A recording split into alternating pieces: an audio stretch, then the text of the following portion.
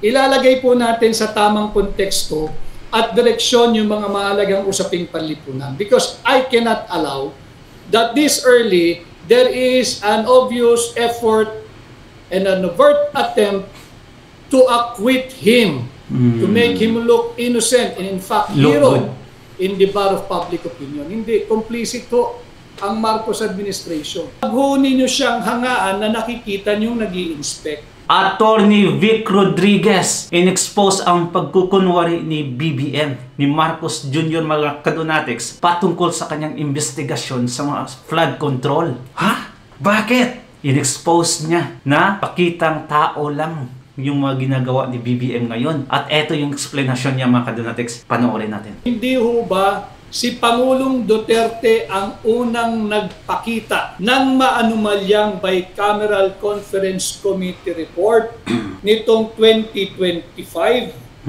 Ito po yung naging basihan ng pagpasa ni Bongbong Marcos nitong napaka-maanumalya, mabahong 2025 national budget.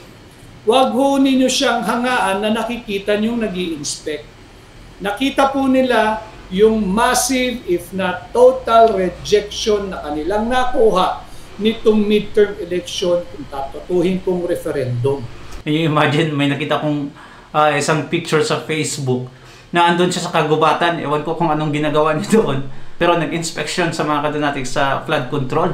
At grabe yung loyalist doon sa comment section. Hangang-hanga talaga na, ito yung klaseng presidente na gumagalaw talaga. Walk the talk daw mga kadonatics. Ay nako, talagang napaka close-minded itong mga loyalist. Talagang mga kadonatics, ewan ko kung anong meron sa kanila. Pero parang nahaluan na sila sa pagkabangag.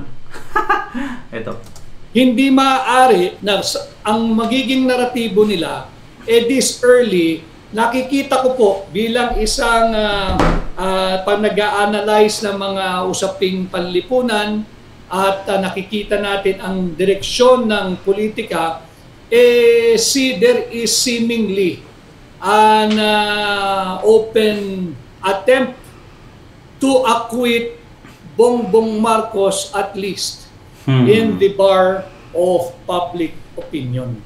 Tama. Yung paglabas-labas niya na nag-i-inspeksyon ng mga dike, ng mga gumuhong flood control programs, ng mga missing o guni-guni, talaga pong guni-guni.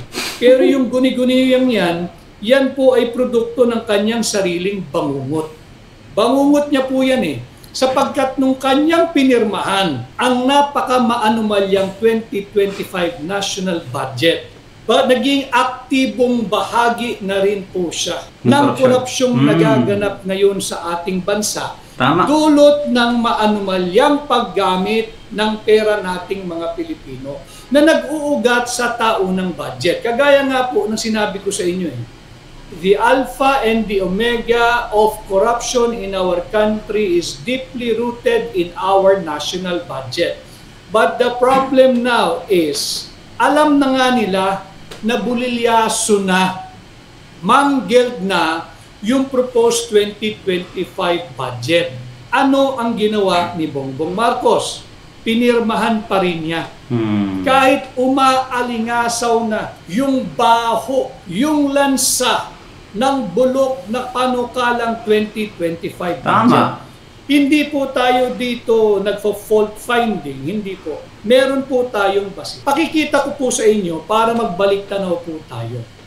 Ito po yun hindi ba?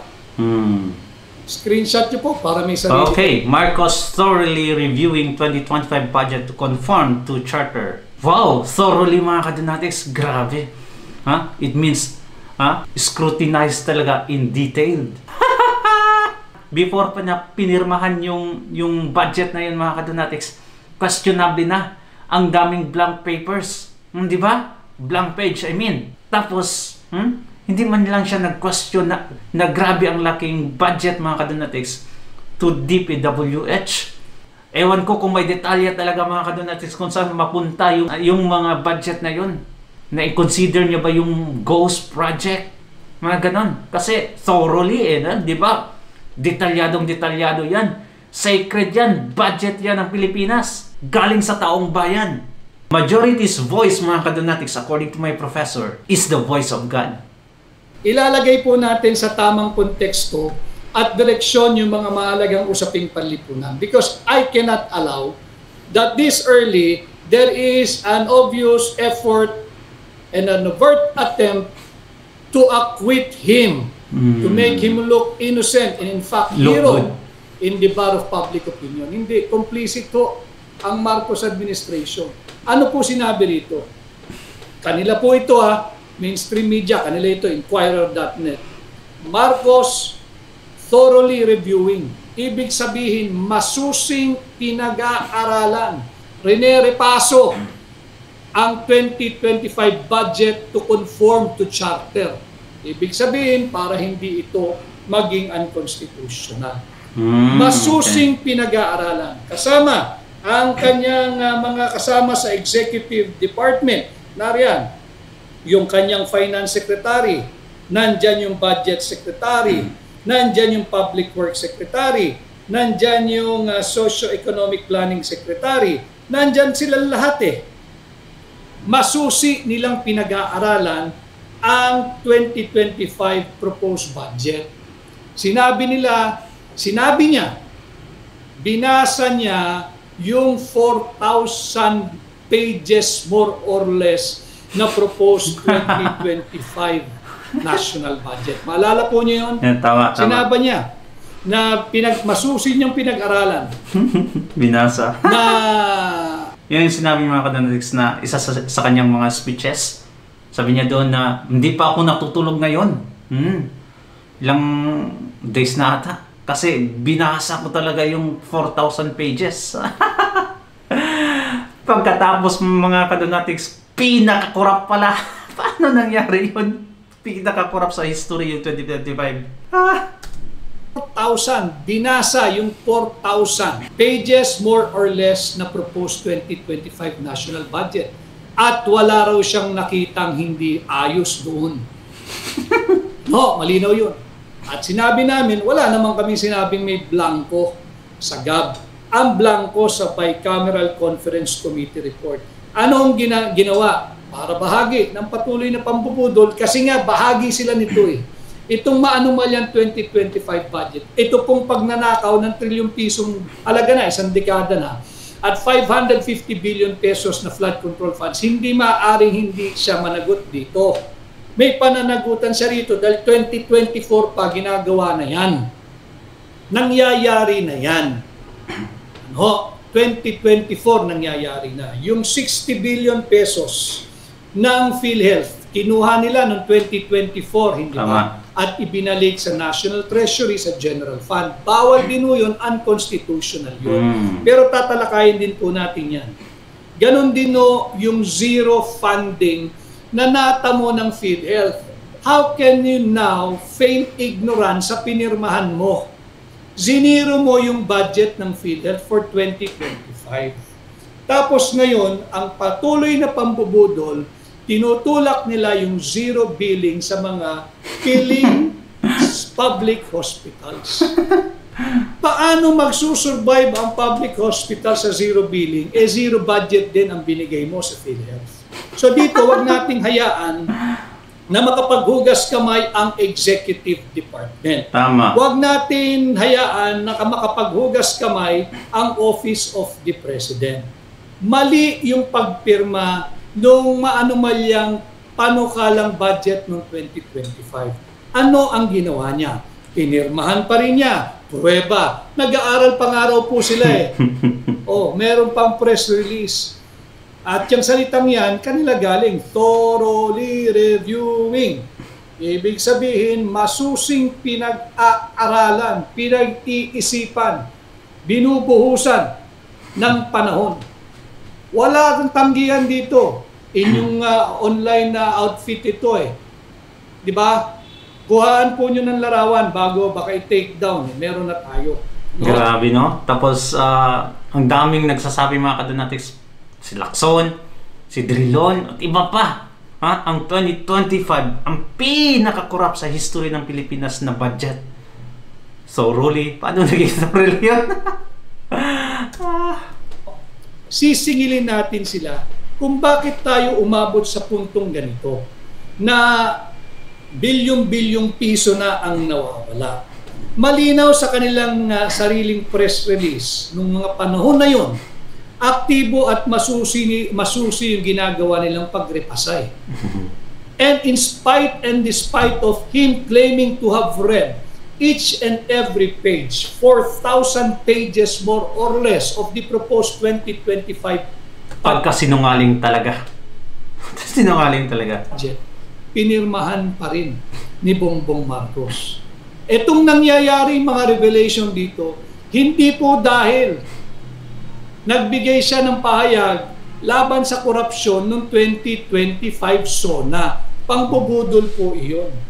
The records are there.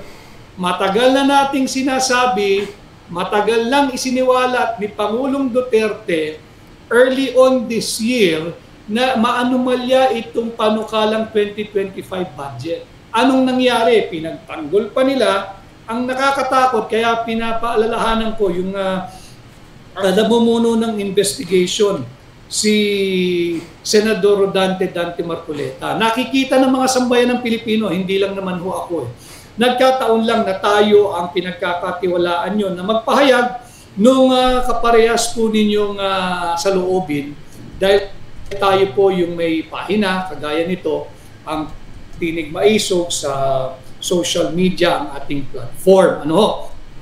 Ay, sayang talaga mga kadunatics. Hindi ako makapapaniwala na hindi nanalo si Atty. Vic Rodriguez bilang senador. At andon yung si Chico. Ay nako. Si Bang Aquino, si Lito Lapid, nanalo. Si Pinlacson, si Soto. Grabe. Grabe ang pagdadaya mga kadunatics. Dapat may kasama si Atty. Marcoleta doon. Na ganitong mga kadunatics kung tumira talaga. Walang patutsyada. Diretso. Sayang. Ang dami pa ho nakaduda-duda. Unfortunately, nandyan pa rin sa Senado na minsan nang nadawit diyan sa issue ng korupsyon simula pa nung panahon ni Janet Lim Napoles na PDAF ang pinag-uusapan. Yung Priority Development Assistance Fund, yung pork barrel ng mga mambabatas noon. Maging senador ka man o maging mambabatas. Nandyan pa nagtatanong pa nga ho yung iba Aktibong-aktibo. At hindi rin natin pwedeng palagpasin yung mismong pumirma doon sa maanumalyang blankong Bicameral Conference Committee report. Ang una niya tinanggi, wala raw blanko. Wala raw siyang nakitang blanko, nakakatiyak daw siya na walang blanko doon sa Bicameral Conference Committee report na kanyang pinirmahan. At pinagkatiwala na raw niya sa kanilang technical working group. Isipin mo kung gaano kawalang hiya yan.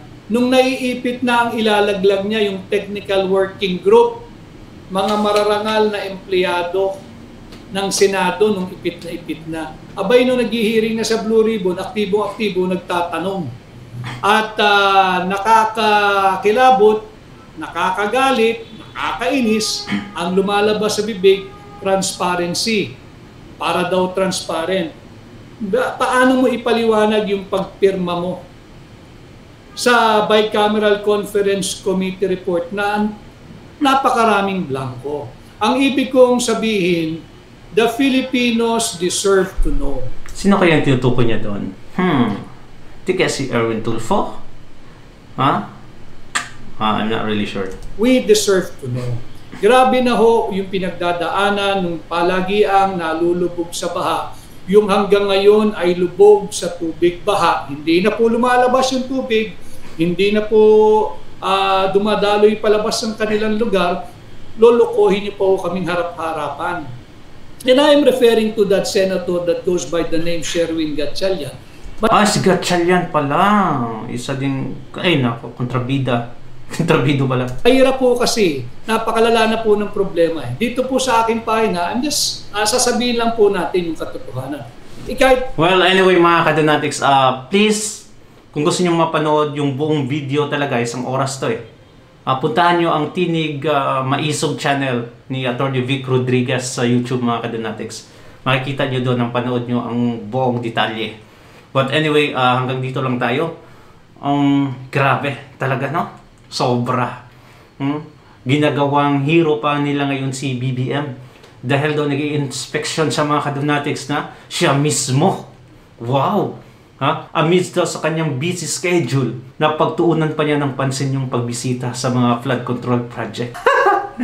Hindi lang hugas kamay mga kadonatics, hugas katawan talaga si BBM. Well, anyway, thank you so much mga kadonatics. Comment down your opinion below.